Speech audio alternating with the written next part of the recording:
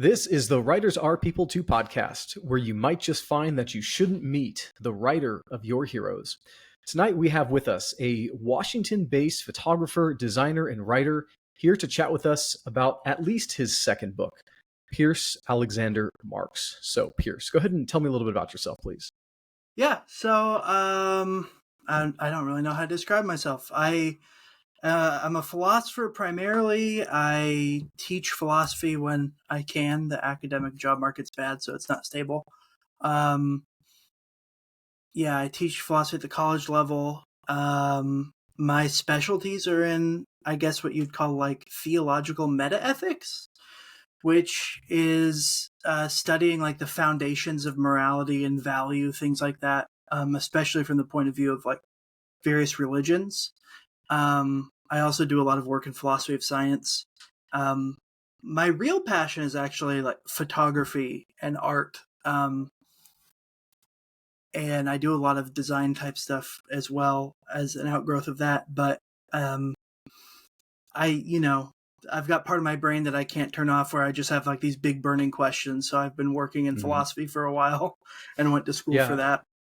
I think anyone with a brain should have lots of burning questions that need answering. So, you're not alone. And have you by chance written a book on morality and ethics? Yeah. So my master's thesis was like book length, like small book. And, in philosophy, you don't normally produce like a massive tome unless you're 80 years old and writing your magnum opus. But I wrote my master's thesis, which is like a small little book on the nature of existential angst over morality and like nihilism, that sort of stuff. So I wrote that. Oh God, what year did I graduate? I think that was published by the university in 2020. And then the book that comes out tomorrow, called A New Way of Seeing, is kind of like a more popular level application of that.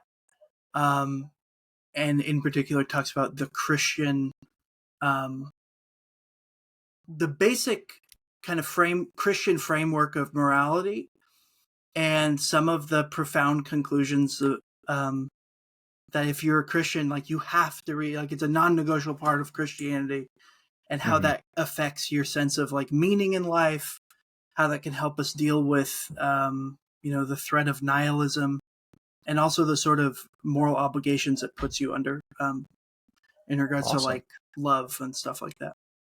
Yeah, well, let's get to your book in just a second here, but one final question on your creative persona, I guess you could frame it like that. So you write, you do music, you do photography. How do these all tie together to make the creative individual that you are? Or do you see them as separate practices? Yeah, I see them all as one thing. And I always have, even though I didn't until fairly recently have the words to express it. But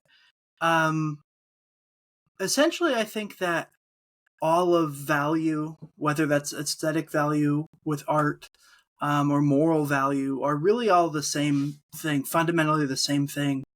And that is the beauty and the lovability of God present throughout all of creation. And so when I do photography, when I make music, or when I'm studying some, abstract philosophical topic, I see that as all ultimately all a study and appreciation, or an act of love with all the different parts of my being, an act of love and pursuit of God through all of those different avenues. Okay. Just, photography's certain sensory parts of me. Philosophy's the more intellectual side, but they're all really aimed at one thing, and that's the beauty of existence. Awesome. So back to your writing now. You've stated that your book, and I quote, argues that love for all things is central to traditional Christianity. Radical love is built into Christianity, even if we fail to live that out. So in your book, are you speaking about agape, love from God to us? Or are you speaking about philia, which would be, brotherly love, love between humans? What is this radical love you're talking about?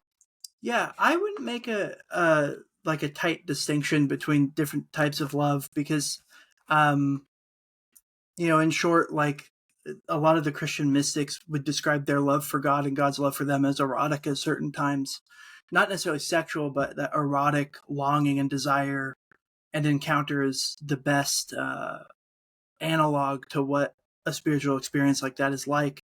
Um, so I would say, I guess, with all the traditional types of love, it's just all of it. That the love of God embraces all of those different types of love. And I guess the central claim of my book is that a fundamental part of Christianity is that morality and all value, all goodness, all beauty is really all God. God is goodness, truth, beauty, value, love, and lovability. And wow, someone's screaming outside my house. That's nice. I don't know if you could pick that up. But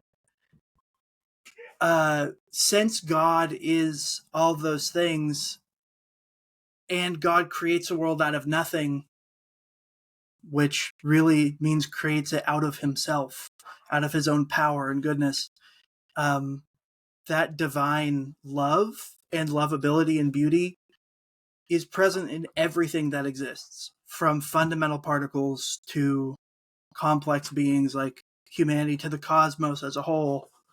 And so every single thing that exists is divine to different degrees and therefore beautiful, lovable, valuable. And that's, my book basically for a popular audience unpacks how those follow as logical consequences of just the idea of theism in particular, like classical theism. But Christianity magnifies that to where God becomes immanent and incarnate and dwells within his creation, and there's no longer a tight separation between the physical created order and the divine. God interpenetrates all things. I don't know if that answers your original question, but Perhaps. And let's tease it out a little bit here, though. What would you say to a more secular audience? Well, first, I guess let's ask, is this book written for Christians or for a secular audience? It's for both. My primary hope is that the book reaches Christians who have never heard about any of this stuff, because sadly, though it is absolutely uncontroversial theologically within Christian tradition, and you have everybody, every educated Christian that I've ever read, that I've ever heard of, every leader in the institutional and less institutional churches agrees with everything I say in this book. It's basically in modern times become like, it seems exotic and foreign to say what I'm saying. And so my primary focus was to get Christians who have never heard about this stuff and to kind of reorient them and show them that this is part of their tradition. This is like a fundamental part of Christianity and the gospel. So when you say that it's perhaps looked on as exotic, give me an example of something that might be exotic. Well, I mean, so the idea, to me, this doesn't seem exotic anymore. But when I first found out about this, my heart knew it was true, but it was never something I had been told. When I say that everything is fundamentally valuable and good and beautiful, it sounds strange to some people because they'll go, well, what about like a blade of grass? Who cares about like a single blade of grass? I say, well, no, if you're consistent with fundamental Christian doctrine, like that blade of grass is something beautiful and good. Oh, who cares about fundamental particles or something like that? The idea that inanimate, non-conscious potential objects are fundamentally good and lovable is foreign to a lot of people I talk to. That they haven't, that everything, even the things that we disregard, has intrinsic value. When most Christians I've talked to, including people in my own religious tradition, don't have never thought of that and think it sounds strange and exotic. So that would be the biggest thing. Okay.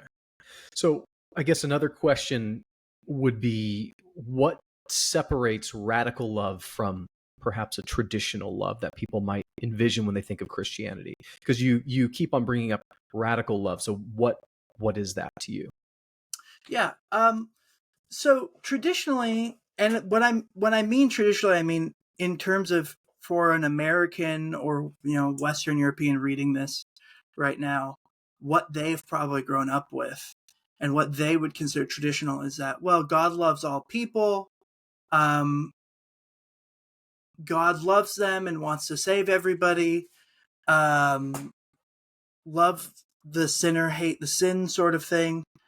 But the love of God is not explicitly spelled out to be something that is radical in scope, in that it covers everything that exists.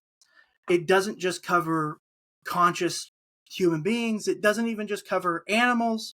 It covers like the very framework of reality. Like all of reality is penetrated by value and goodness and beauty and lovability and love. And existence itself can be understood as an act of God loving creation into existence. So by radical, I don't mean like it's a different form of love that people, you brought up the eros, philia, agape distinctions. It's not that I'm saying there's this fourth kind of love that's radical love. It's that if you want to be consistent with Christian tradition, and the core claims of Christianity, you will extend all of that love to everything that around you that exists, every person, everything, including the devil, including demons, including things that you would consider inherently evil, like Satan is a classic one. Satan's not inherently evil in the Christian tradition. He's fallen. But being fallen presupposes being fallen from a state of goodness that if he's made inherently good, it would entail that in order for him to actually not be inherently good anymore, he would have to destroy fundamentally his identity, and then he wouldn't exist anymore. So even Satan has, redeemable features. Not to say he's a good person, but he's worthy of love in that way. Mm-hmm. You heard it here first. Satan's a good person. Yeah. Well, that's part of what, getting back to your other question, like that's what sounds exotic. Someone's like, the devil's actually inherently good. It's like, yes, if you understand what that means. I'm not saying he's morally a good being, like he's acting correctly. But so what then creates things that are not good in the world? If you're boiling this down to God created the universe from himself and his goodness, to paraphrase what you said, then everything would be inherently good. But I think we can look around and see that there are things that are not good. Yeah. Are we simply flawed in our perception, or what creates that not good? Right. So this is another part of my work, and this book in particular that this tries to introduce, is because, okay, the corollary to everything being good is, well, then where's evil from? What is evil even? If everything is good, then there's not really how could there be such a thing as evil? Augustine's famous question is like, whence came evil? When he's grappling with these things. And essentially the historical answer still to this day, I don't know of any alternative within the Christian tradition. But the historical answer is that evil is a deprivation. Evil is non-existence. Evil is a state of things falling into disharmony and disorder and destruction. So that evil, there is no such thing as evil in terms of a substance. Like evil doesn't exist as a thing out there. It's not a person. It's not an entity. It's not a type of weird material floating out there in the universe. There's not an evil God competing with a good God. All evil is the falling apart, or as I like to say, the disintegration. And you take that word literally, disintegrate, the falling apart of things that are good. So it's not saying that there is no such thing as evil. It's saying evil doesn't have this substantial reality that exists. Um, So real and quick to then follow that line of thinking, yeah. I was going to say in argument, not that I'm trying to have a debate with you, Oh, I love debate. because Come you'll on, bring it probably up. just tear me apart. I'm not a philosophy major, just going to tear me apart. So I was going to say in that case, you would not be able to argue for good being a physical thing as well. But taking it back a step, you're saying that all things created by God are naturally good in and of themselves, and evil is the breaking down of all things. Is that more or Yes. less what you're saying? Yeah, absolutely. Yeah. Okay, gotcha.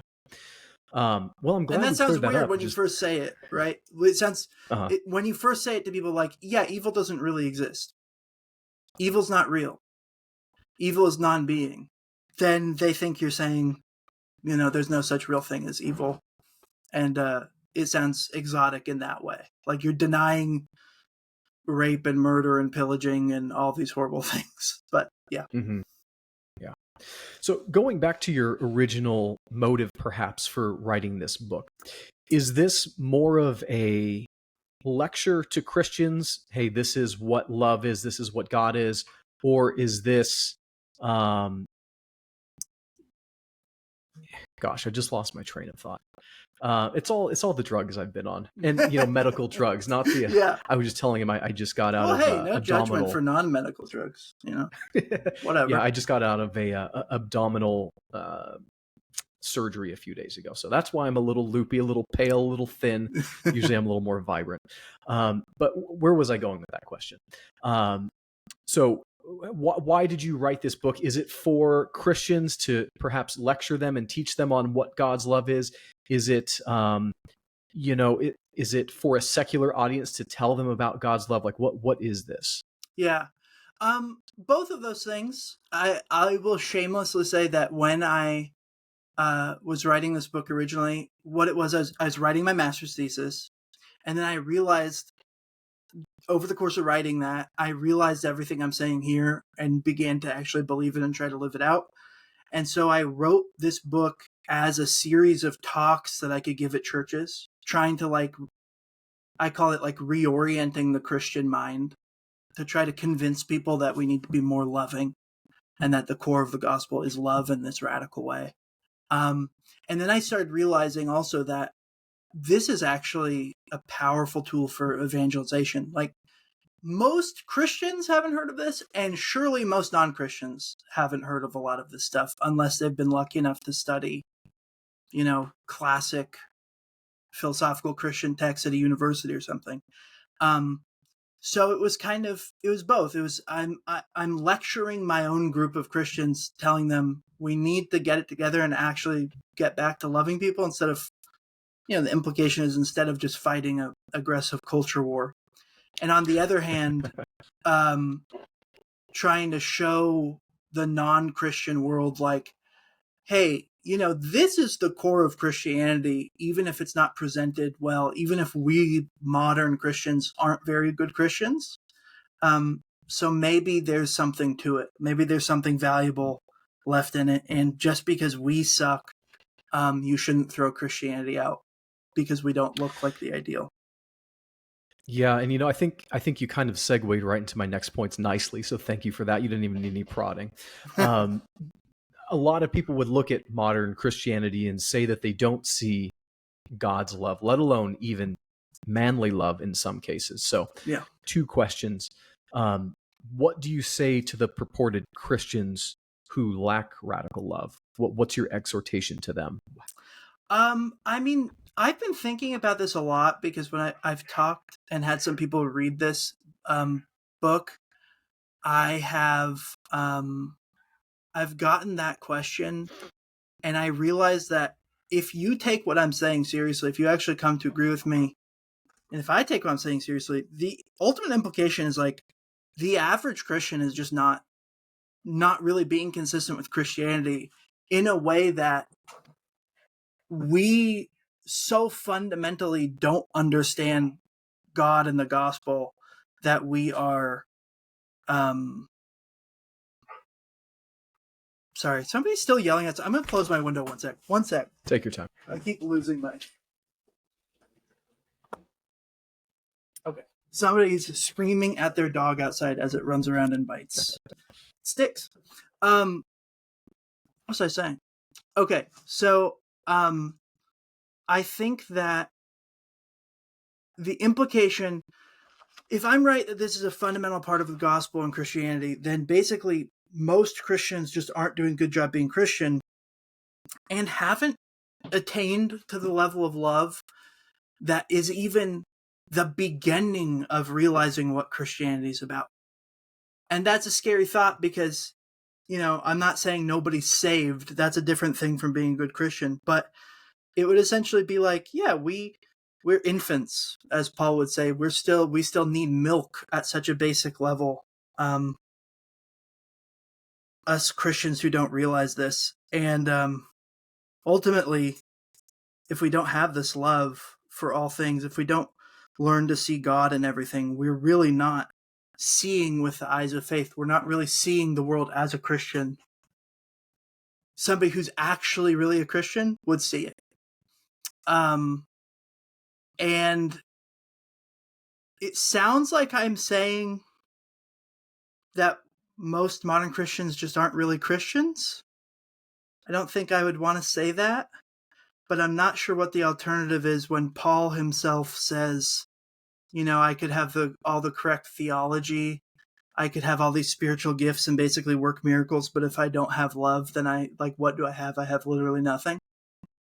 Mm-hmm. And the thing that scares me about it is I apply this to myself too. Like, if this really is a core part of the gospel, then I'm not even at the base level of being a good Christian.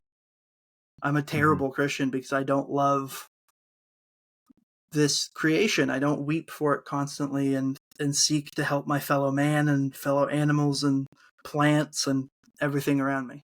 I don't know if that kind of goes towards answering the question. That does make it clear. And going back to your original quote here, I'll read the second part of it again. You say, radical love is built into Christianity even if we fail to live that out.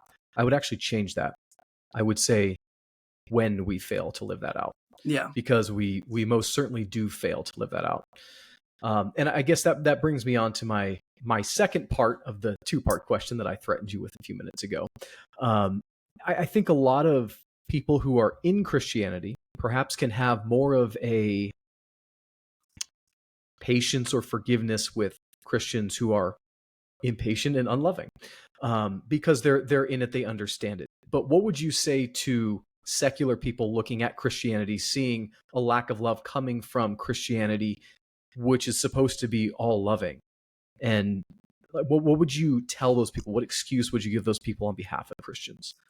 Oh God, that's a tough question. I mean, personally, I'd tell them the same thing I do. It's like, if you see that coming from Christians, it's absolutely okay to be frustrated with it and to basically tell them and to think in your heart, they're not being like Jesus. They're not being a good Christian. And I would just say at that point, it's like, don't judge that person's salvation or sincerity in their beliefs. But if you notice that somebody has an absolute lack of love, you can form a judgment in your heart that that's not consistent with Christianity. I do not have to take that person's version of Christianity seriously. I do not need to look to that person as somehow a good model of what it is to have Christian faith. If you lack this love, if you lack love for God and for all things, you're just not, you're not a very good model of Christ. And secular people seeing that in the church, I guess what I'd say is like, feel free to condemn me. Feel free to condemn Christians that you see failing. Feel free to condemn entire church institutions if you see that they lack this love and aren't working it out. But don't condemn Christ, and don't condemn the powerful spiritual thread that does run through Christian history. This core thread that's there as a fundamental part of Christianity. Don't throw that out. Don't condemn that part, because that, I mean, it really is infinite love. You might not think the metaphysical and historical claims of Christianity are true. But I hope that if you read this book, you at least see, like, I think everybody could agree that at least that core thread, hopefully running through Christian history, of radical love is something that everybody should admire, even if we end up being severely disappointed and disgusted with ourselves and other people. Awesome. So my final question for you then, and probably the most difficult, which you probably don't want to hear. How is radical love applicable? I do want to hear this, although I don't have a perfect answer because I'm trying to apply it and fail at every moment to apply it. The first fundamental thing would be that to take on radical love is to shift your way of seeing and processing the world and your experiences. It is to suddenly take on what I call the external point of view, where you're no longer filtering your experiences and reality through yourself and your own set of interests or from your in-group, but you are attempting, and hopefully it becomes a habit after a while, and an innate disposition you have, you can see the world in a more, I don't want to say objective, but in a way that's not purely contingent upon you and your interests. And that day-to-day doing that and striving towards that allows you to respond to people more lovingly and patiently, because your own self-preservation, your own comfort ceases to be the first thing that you respond to somebody or something with. So you're able to go through life hopefully being more present of all the animals and leaves and little amazing things, microcosms around you. Instead of just, I'm going to work, I have these tasks I have to do. And so on your way out, you're trampling over ants and you're not taking in the world. I mean, that's like the very basic part of it, is just to try to train yourself to be present in a way where you deeply appreciate existence around you and within you. And then that's just the beginning. The outgrowth of that, I would think, would be radical charity, radical patience with other people,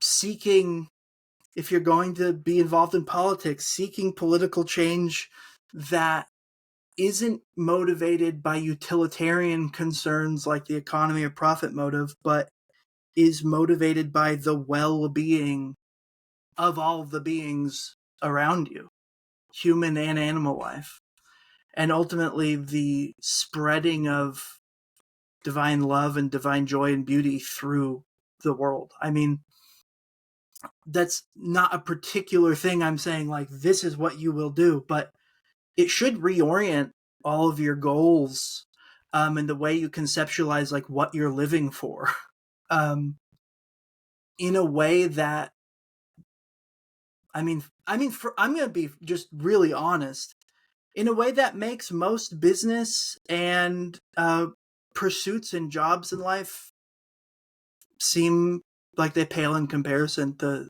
the beauty that you can find all around you for free and without profit motive. Yeah. Awesome. Well, tell me the title of your book again.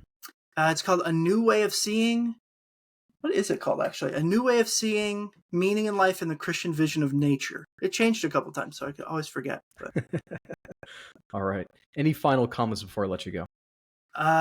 Read the book. I hope you like it, and I hope it convinces you to love everything around you.